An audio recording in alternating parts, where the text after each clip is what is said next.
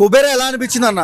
చాలా మంచి మూవీ అన్న. అందరూ ఈ సమ్మర్లో మెయిన్గా అందరం మూవీస్ మిస్ అయ్యాం, రిలీజ్కే పరిమితం అయ్యాం.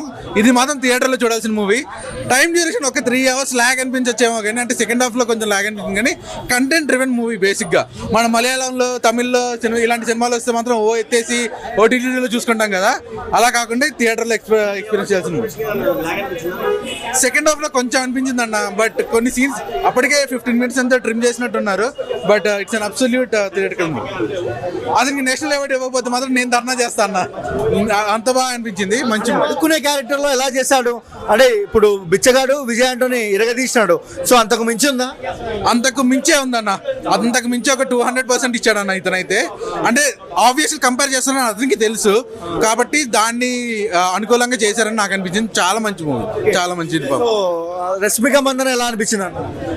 ఆవిడ క్యారెక్టర్ అంతేం లేదన్న మూవీలో.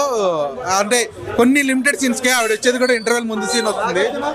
నాగార్జున గారిని ధనుష్ గారు డామినేట్ చేస్తారు. అబ్సల్యూట్ డామినేట్ చేసినాడు. అబ్సల్యూట్ డామినేట్ అన్న.